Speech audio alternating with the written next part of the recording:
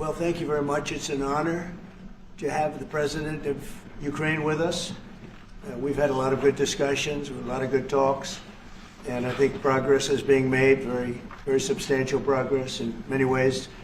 We had a good meeting, as you know, just a short while ago with the President of Russia, and I think there's a possibility that something could come out of it, and today's meeting is very important. We have, I guess, the seven very powerful leaders from Europe, and we're going to be meeting with them right after this meeting, and thank you very much for being here. Thank you so much, Mr. President.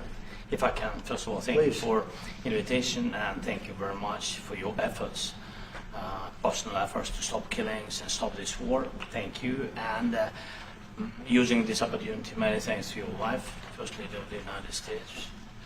She sent a letter to Putin about our children, adopted children, and my wife, First Lady of Ukraine. She gave the letter. It's not to you, to your wife. Oh, I want it. Yeah. So we are saying this sensitive topic. Yes, please. And thanks to our partners, and that you supported this format. That after our meeting we can have leaders who are around us, UK, France, Germany, Italy, Finland, EU, NATO. I mean, all partners around Ukraine supporting us. Thanks to them, and thank you very much for invitation. Thank you very much for being here. President Trump. Yes, Peter, go ahead. Thank you, President Trump. So, President Zelensky, you say in a post on X today, Russia must end this war, which it itself started. President Trump, you say President Zelensky of Ukraine can end the war with Russia almost immediately if he wants to. Which is it? Yeah, I think that's true. I think we're going to have a meeting. I think if everything works out well today, we'll have a trilat. And I think there will be a reasonable chance of ending the war when we do that. And is this the end of the road for American support for Ukraine? Is today's meeting deal or no deal? I can never say that. It's never the end of the road. People are being killed, and we want to stop that. So I would not say it's the end of the road. No, I think we have a good chance of doing it. It's been almost 4 years now that a lot of people were killed last week. A lot of people last week. I mean, millions of people killed, but a lot of people last week for whatever reason. A big number, a lot of soldiers, on both sides. And I know the president, I know myself, and I believe Vladimir Putin wants to see it ended. And as you met with Putin on Friday, today you've got President Zelensky here. As you listen to Russia and Ukraine, which side has the better cards? Right Well, now? I don't want to say that. I'm just here to be. Look, this isn't my war. This is Joe Biden's war. He's the one that had a lot to do with this happening, and we want to get it ended. And we want it to end good for everybody. We want it to end good. The people of Ukraine have suffered incredibly. President Zelensky, are you prepared to keep sending Ukrainian troops to their deaths for another couple years, or are you going to agree to redraw the maps? Thank you for your question. So, first of all, we live under each day attacks. That today have been a lot of attacks and a lot of wounded people, and the child was dead, small one year and a half. So we need to stop this war, to stop Russia, and we need support American and European partners. And we will do our best for this. So, and I think we show that we are strong people, and we supported the idea of the United States, personally of President Trump, to stop this war, to make a diplomatic way of finishing this war, and we are ready for trilateral, as President said. This is a good signal about trilateral. I think this is very good. Thank you. Mr. President,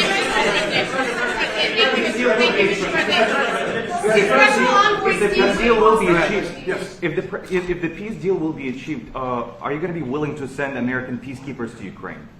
Well, we're going to work with Ukraine. We're going to work with everybody, and we're going to make sure that if there's peace, the peace is going to stay long term. This is very long term. We're not talking about a 2-year peace and then we end up in this mess again. We're going to make sure that everything's good. We'll work with Russia. We're going to work with Ukraine, and we're going to make sure it works. And I think if we can get to peace, it's going to work. I have no doubt about it. Your team is talking about Your team has talked about security guarantees. Could that involve U.S. troops? Would you rule that out in the future? We'll let you know that maybe later today. We're meeting with 7 great leaders of great countries also, and we'll be talking about that. They'll all be involved, but there'll be a lot of help when it comes to security. There's going to be a lot of help. It's going to be good. They are first line of defense because they're there. They're Europe, but we're going to help them out also. We'll be involved. Yes. Vladimir Putin mentioned that the war will not end without addressing the root causes of this war. Have you had an understanding what are the root causes of this war? Well, look, the war is going to end. When it ends, I can't tell you, but the war is going to end, and this gentleman wants it to end, and Vladimir Putin wants it to end. I think the whole world is tired of it, and we're going to get it ended. It was, I've done 6 wars. I've ended 6 wars, and I thought this maybe would be the easiest one, and it's not the easiest one. It's a tough one.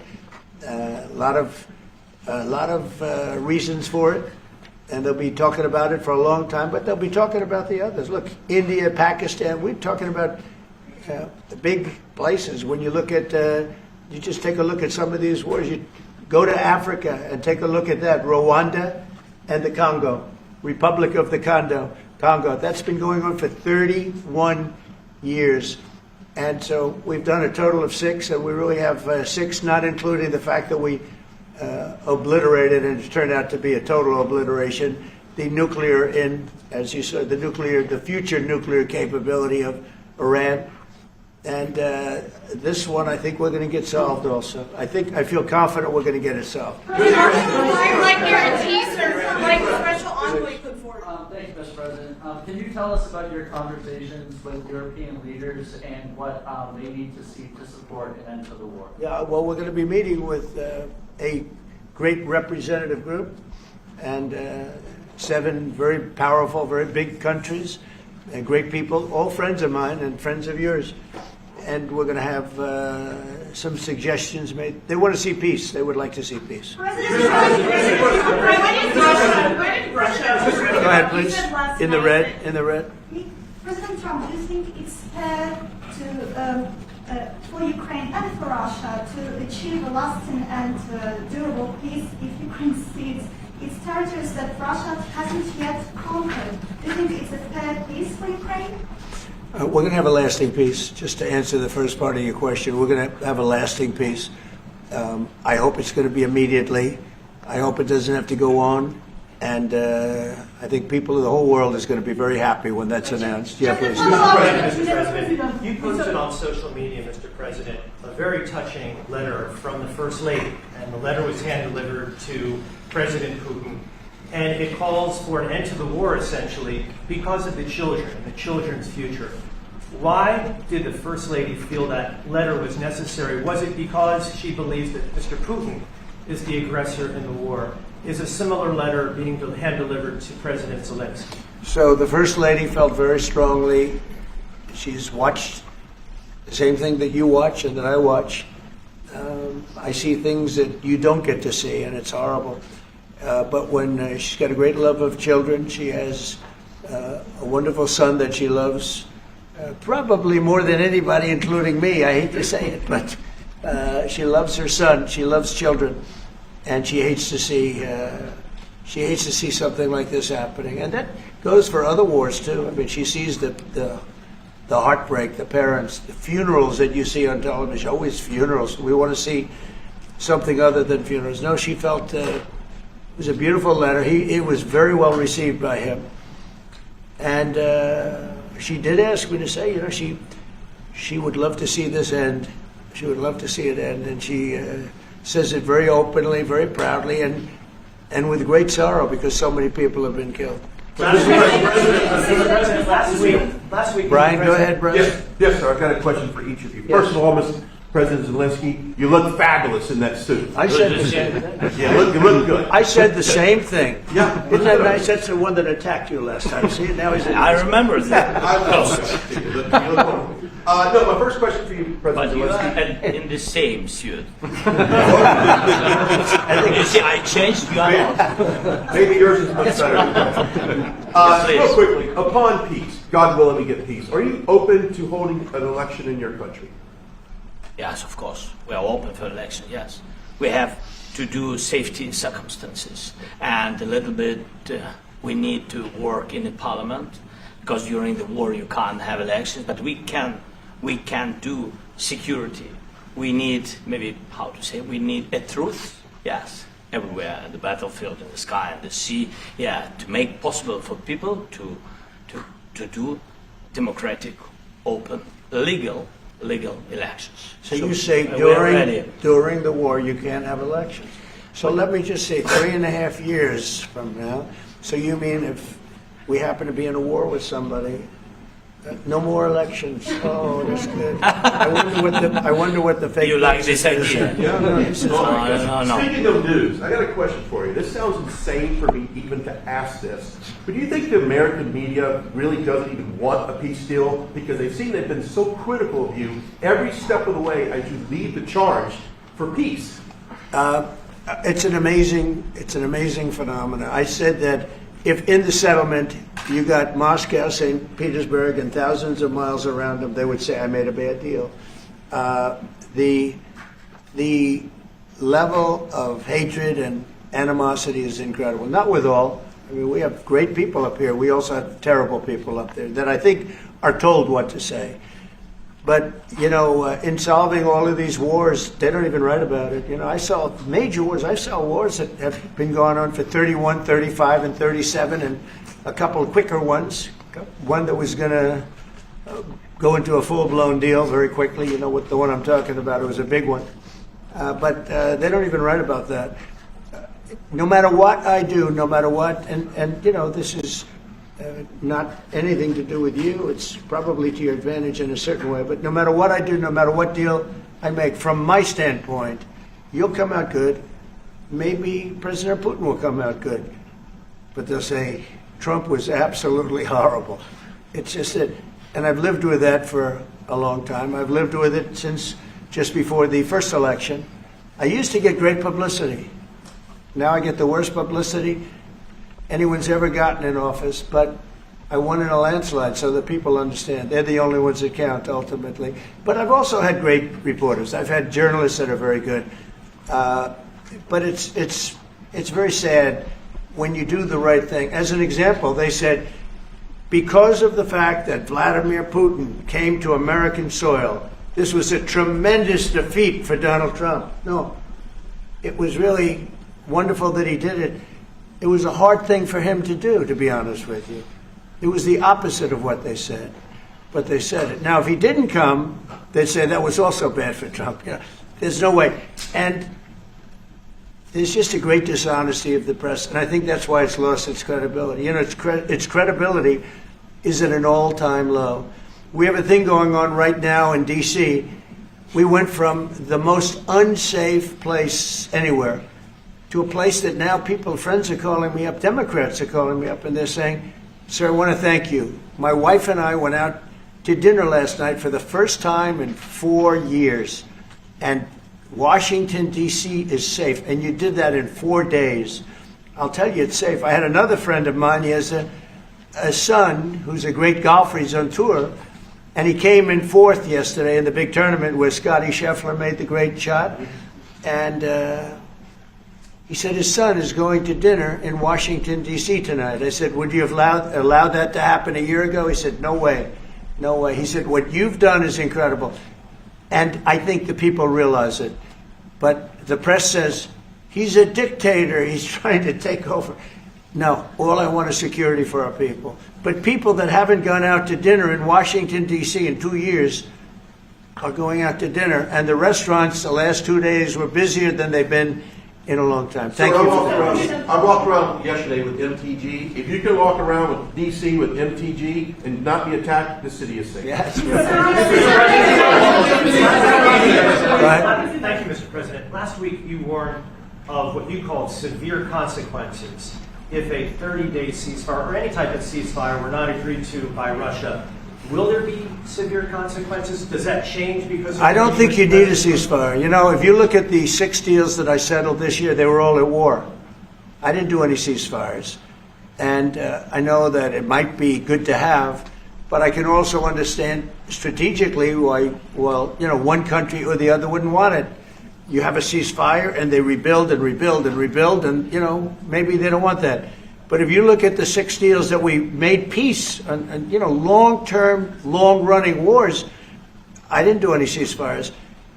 Would I like the concept. You know, I like the concept of a ceasefire for one reason, because you'd stop killing people immediately, as opposed to in 2 weeks or 1 week or whatever it takes.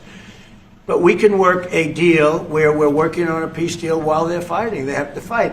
I wish they could stop. I'd like them to stop. But strategically, that could be a disadvantage for one side or the other. But all of these deals I made without even the mention of the words ceasefire. Can you explain the decision to offer Ukraine Article 5-like security guarantees, but stop short of pushing for their full membership? Yeah, well, we haven't done anything on that yet. If you look back and you go back long before President Putin, it was always a statement that they would never allow Ukraine into NATO. So that was a statement that was made, but we haven't discussed any of that yet. We're going to be discussing it today.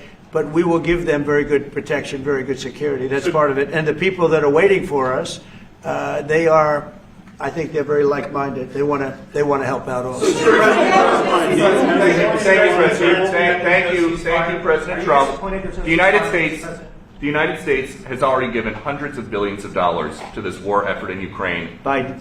At best, it is a stalemate, and the killing continues. So, President Trump, how much more is the United States willing to give Ukraine? And President Zelensky, how much more do you want? Well, I'll start off just by saying we're not giving anything now. We're selling weapons. This is something before, I guess the number is well over $300 billion. That was under Joe Biden, a corrupt politician, not a smart man, never was. By the way, go back 40 years, he was not a smart man 40 years ago either, but now he's in particular bad. This was done by a corrupt administration that shouldn't have been in, and frankly, if the right results of the election were given, if I were president, this war would have never taken place, and he would have been very happy, because he would have liked to have seen, I mean, they went through hell. He went through hell. This war would have never happened, and the people that were killed, a couple of million people, a lot of people with soldiers and everything else, and the people that have been displaced and forced into other areas and other countries because of what's happened, none of that would have happened.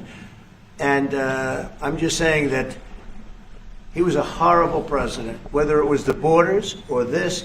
He was just a horrible, corrupt president. Mr. President, You want to answer? I can. Thank you so much. So first of all, we have possibility now to buy weapon from the United States. We are thankful for this program and this opportunity. We are thankful for Europe. They pay for this. And through NATO program, for example, Pearl and etc., we have some programs where we can have some money to finance this. And this is a part, I think, it's not a part for the war and to defend us. It also will be a part for security guarantees, to strengthen our army, to rearm Ukrainian army. This is very, very important. And it depends how much money we need to rearm. For example, the question of air defense, we spoke about it with President Trump, and I'm happy that we have now bilateral decisions and we work on it with production, American production. Nobody in Europe has so many air defense like Patriots, for example. We need it very much, and this is also about defending. And I think, I think the good news, we make the best military equipment in the world by far. You mentioned the Patriots. How good are they? Systems. We have systems, they're literally 100% foolproof. And it's really like shooting two bullets, two bullets hitting each other in the air in a space like this. The chance is 100%. It's 99 to 100%. So we sell the equipment to NATO, and NATO does what, I don't know what the arrangement is that you have with, but I know that they want you to have the equipment. And we're getting the best equipment in the world, but they pay us for the equipment. Under Biden, it was just crazy what was going on. I believe the number is over 300. I think it could be $350 billion worth of equipment and money and everything else. And we've made more progress in settling this war in the last 2 months than they made in 4 years. This should have been settled a long time ago, but it should have never happened. Yeah, please. Mr. President, you pushed out on social media. Brian, go first. You pushed out on social media about doing away with mail-in ballots and potentially electronic voting machines. Can you explain on that? How? Well, I will. That's a very off-topic. Just really quickly, mail-in ballots are corrupt.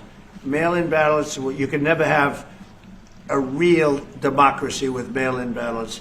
And we, as a Republican Party, are going to do everything possible that we get rid of mail-in ballots. We're going to start with an executive order that's being written right now by the best lawyers in the country to end mail-in ballots because they're corrupt. And you know that we're the only country in the world, I believe, I may be wrong, but just about the only country in the world that uses them because of what's happened. Massive fraud all over the place. The other thing we want change are the machines. For all of the money they spend, it's approximately 10 times more expensive than paper ballots. And paper ballots are very sophisticated with the watermark paper and everything else. We would get secure elections. We'd get much faster results. The machines, I mean, they say we're going to have the results in 2 weeks. With paper ballots, you have the results that night. Most people, many countries use paper ballots. It's the most secure form. So between paper ballots, very, very important, paper ballots, and I think maybe even more important, the mail-in voting. We're going to end mail-in voting. It's a fraud. If you have mail-in vote, even Jimmy Carter with this commission, they set it up. He said the one thing about mail-in voting, you will never have an honest election if you have mail-in. And it's time that the Republicans get tough and stop it because the Democrats want it. It's the only way they can get elected. Because with men and women's sports and with transgender for everybody and open borders and all of the horrible things, and now the new thing is they love crime. They're fighting me on the fact that I've made Washington, D.C. safe. We're not going to get mugged, beaten up, or killed like all the people you've been watching get so badly hurt. I'm glad, I hate to take your time in this, but I'm glad you asked me that question. Sorry. We're going to stop mail-in ballots because it's corrupt. You know, when you go to a voting booth and you do it the right way and you go to a state that runs it properly, you go in, they even ask me. They asked me for my license plate, for identity. I said, I don't know if I have it. He said, sir, you have to have it. I was very impressed, actually. But it's very hard to cheat with mail-in voting. As you know what happens in California, it's so corrupt, where some people get 5, 6, 7 ballots delivered to them. Now, we got to stop mail-in voting, and the Republicans have to lead the charge. The Democrats want it because they have horrible policy. If you have mail-in voting, you're not going to have many Democrats get elected. That's bigger than anything having to do with redistricting, believe me. And the Republicans have to get smart. We're not going to have a country. I said for a long time at rallies, you need borders and you need free and fair elections. Those two things. Otherwise, you don't have. We have strong borders now. In 90 days, Mr. President, we didn't have 0 in 3 months. Not one person came in illegally into our country. In fact, even I find that hard to believe, but it's run by a little bit of a liberal group that put out the numbers, so I guess it's, but 0, 0, and 0. You go back a year ago, 2 years ago, 3, millions of people poured into our country. It was terrible. Thank you very much. What guarantees do you need from President Trump to be able to make a deal? Is it American troops, intelligence, equipment? What is it? Everything. And really, it includes 2 parts. First, strong Ukrainian army. That's what I began to discuss with your colleagues.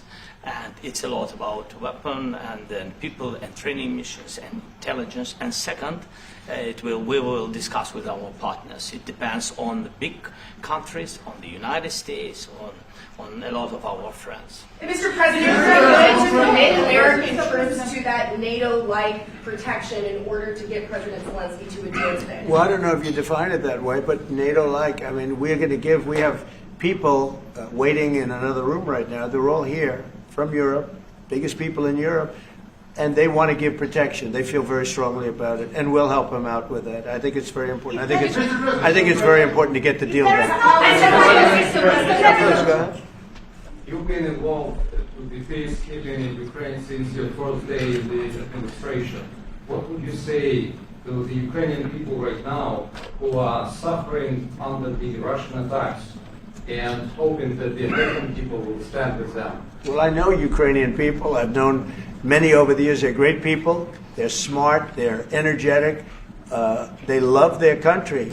I mean, they love their country, and we want to get this war ended. That's all I can do. I love the Ukrainian people, but I love all people. I love the Russian people. I love them all. I want to get the war stopped. Very important. Was there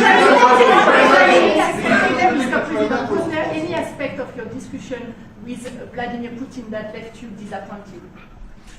Look, I was just telling the president, I just spoke to President Putin indirectly, and we're going to have a phone call right after these meetings today.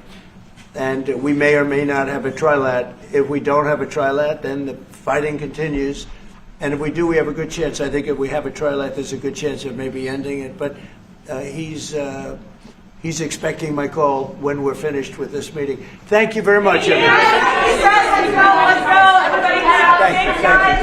Thank you.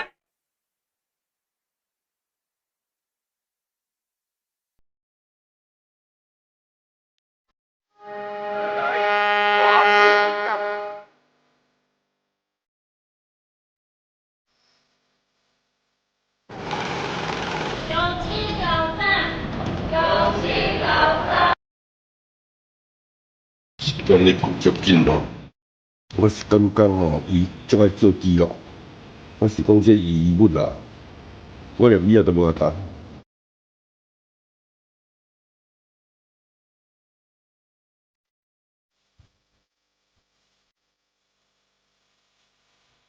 你好，刚被网点干啦。哎，老板有需要应聘吗？看店家是不是要换名酒？现在在很亲切的服务，我真的是比很多单。这100家的店家也是100%都是3星的称呼。我爱死他们了，离不开啊，没办法。从一座渔港的信用会社发展至今，始终深耕高雄。